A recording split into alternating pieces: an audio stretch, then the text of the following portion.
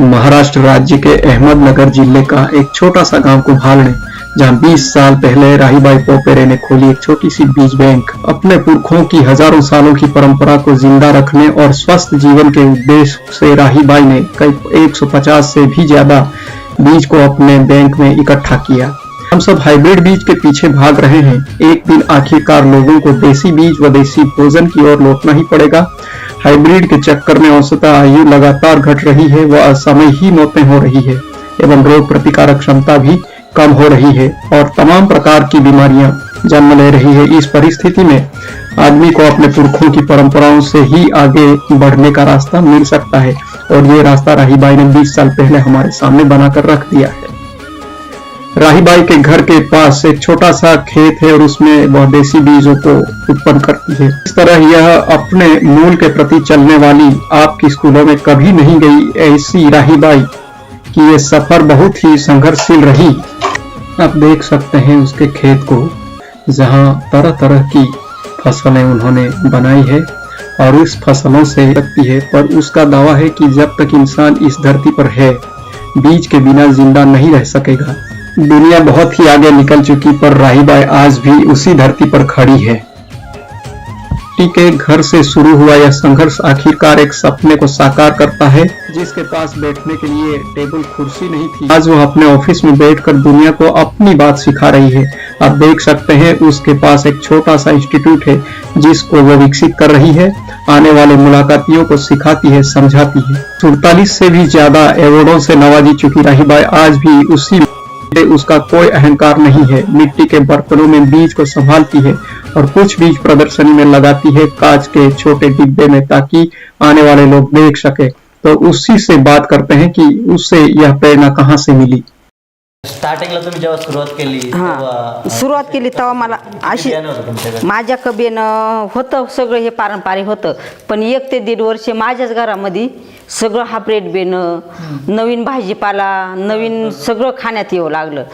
तर त्या वेळेला माझंच हा नातू एक बारीक होता, म्हणजे हाच नाही बरेच आजारी पडायचे। तर मला इथून पाठीशी लावून 10-10, 20-20, 22 किलोमीटर पायी घेऊन जावं लागायचं। मग मी एक माझा स्वतःचा अनुभव घेतला का आपल्या घरात आजार नव्हते आणि आता आजार आले कुठून। मग माझं एक नातू 12वीला ना, तो झाल्यावर मी शेतीचं काम थोड्या दिवस सोडून दिलं सगळं आणि नंतर मग माझ्या जसे आजार वाढू लागले घरामध्ये, मग मी थोडं शेतात लक्ष टाकलं, घरात लक्ष टाकलं का आपल्या घरात आजार नव्हते, अचानक येऊ लागले कुठून म्हणून। मग मी थोडं लक्ष टाकलं, मला बरोबर हायब्रिड खाणं, हायब्रिड भाजीपाला, खत, औषधं माझ्या पण शेतामध्ये खूप वापरले माझ्या मुलांनी 1 ते 1.5 वर्ष। हे माझ्याच लक्षात आलं, मला कोणी ना सांगताना।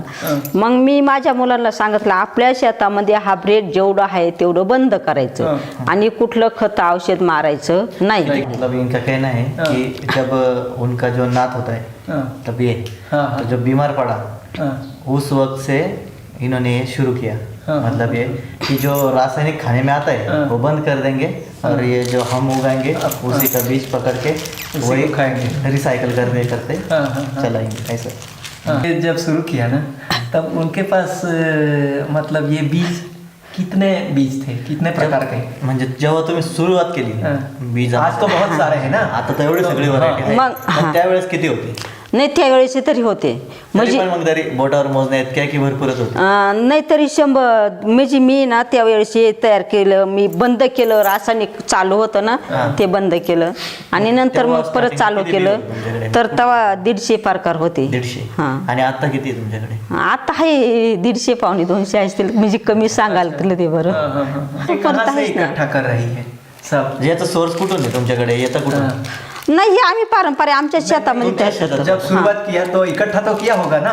नहीं सुरुवातीला जर तुमच्याकडे एक ही गांव में तो नहीं होगा ना। हाँ तर कुठून आणले तुम्ही? नाही बाहेर गावातून काहीच नाही आणलं, फक्त आमच्या गावामध्ये शेजाऱ्या पाजाऱ्याकडून गोळा केलं, कुठूनच नहीं आणलं। जो दुनिया वाले लोग हैं ना वो आदिवासी को बिना अक्कल वाला बोल रहे हैं और आपने बहुत बड़ा अक्कल का काम किया है, तो दुनिया वालों को आप क्या कहना चाहते हैं? म्हणजे आदिवासींना दुनियावाले बेअक्कल बोलते. हो, अक्कल नाही त्यांना बोलते, पण त्यांच्यासाठी तुम्ही काय बोलाल? जेवढी आदिवाशांपाशी अक्कल आहे, जेवढं आदिवाशांपाशी नॉलेज आहे, असं कोणाच पशी नाही. किती शिकलेलं वर्ग असू द्या, नाहीच आहे त्यांच्यापाशी. मी ठामपणे सांगत आहे ते. तो ये का क्या संदेश आहे? नाही, आपला हा संदेश आहे. आपलं जे जरी म्हणतात आदिवासी, यांना अक्कल नाही आहे, पण आता लोक तीच अक्कल वापरायला लागले आणि तेच नॉलेज पुढे घ्यायला लागले. मी सांगते ठाम. मतलब इस ज्ञान के पास, इस अक्कल के पास आने से ही दुनिया का कुछ भला हो सकता है क्या? म्हणजे तुमच्याकडे जर आलं हां तरच दुनियाचं काही बरं होऊ शकतं का? हां मेरे ख्याल से इस जो आदिवासी हैं, जो अडानी लोग हैं, इनके पास जितना ज्ञान है ना, इतना हमारे जैसा पड़ा हुआ लोगों के पास ज्ञान नहीं है. आपके पास जर शुद्ध गारंटेड वाला जो बीज ही नहीं है, तो क्या खेती करेंगे आप? ये खेती वाला जो नॉलेज है, खेती करने का तरीका है, जो ट्रेडिशनल और पारंपरिक बोलते हैं, ये सब जो खेलते हैं ना आदिवासी लोग, इन्होंने सब बचा रखा हुआ है. उन्होंने काम शुरू किया, हाँ. तब आसपास के लोग उनको सपोर्ट करते थे कि उसके ऊपर हंसते थे, ये पगला गई ऐसा बोल रहे थे, क्या बोल रहे थे? नाही, सुरुवात जे कामाला केली ना, तर खूप लोक हसायची आणि खूप नावं ठेवायची. पण हे क्या कर रही मग थी? हा, याच्यातून काही फायदा नाही, याच्यातून काही भेटत नाही, ही काय करीत राहिली. पण मी माझी जिंदगी म्हणून का चांगल्या कामाला कधीतरी फळ येईल, मी एक जिंदगी म्हणून करीत राहिले.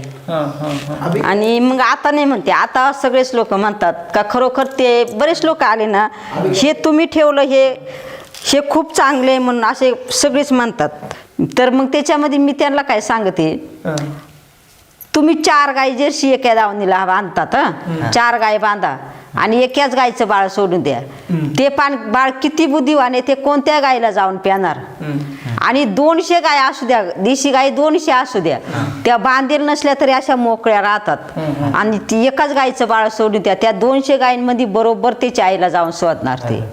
म्हणजे ही बुद्धिमत्ता है ना. मतलब जर्सी गाय होती, वो 4 एक खूंटी पे बांध दो, और उन चारों में से एक ही का बच्चा छोड़ दो, तो कौन से भी माँ को जाके दूध पिएगा. और जो देसी गाय है, उसको 200 गाय में से अगर छोड़ा तो वो अपने माँ को ढूंढ लेगा. ऐसा सब जो है बहुत सारे अवार्ड मिले हैं. हाँ. तो ये देने वाले आपके घर आते हैं कि आपको बुलाते हैं? नाही, बोलितात बाहेर. अच्छा. हो. और कितने होंगे आता किती अवॉर्ड आहे टोटल? किती 2-4-5 फुटून गेले ते, किती मला नाही सांगता येत. मी काला मोजू त्यांना एवढं. मला नाही एवढा मोठा अभिमान त्यांचा भेटलाय म्हणून.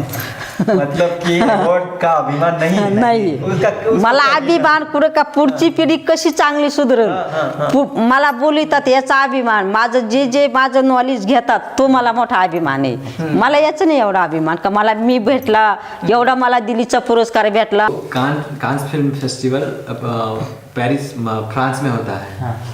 तो वहाँ पे उनके ऊपर 3 से 5 मिनट की डॉक्यूमेंट्री बनाई गई थी. तो उस डॉक्यूमेंट्री के आधार पर जो आप जो काम करती है, उसके आधार पर आपको दुनिया की सबसे पावरफुल महिला का तीसरा स्थान मिला था. तो वो आपको उसके बारे में पता है? हो, 100 महिलांमध्ये 3रा नंबर आला हे माहिती आहे मला. आणि तिथं त्यांनी 3 लाख रुपये ते 3 मिनिटाचा पिक्चर काढून कमावले. त्यांनी मला रुपया पण नाही दाखवला.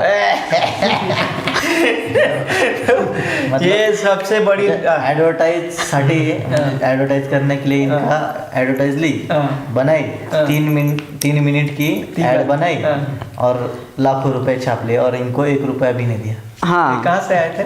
कहाँ से आए थे? कुठून आले थे? मुंबईवरून आली होती ती. आमच्या साहेबांना माहिती, मला काय एवढं नाव गाव द्या. मुंबई तो ऐसा ही है.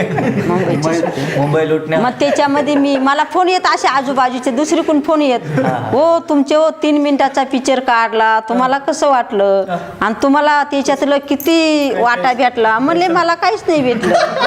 तो अपने आदिवासी लोगों को क्या संदेश देना चाहती है? नाही, आदिवासींशी आता आदिवासी भी अब उनके पनारे में है.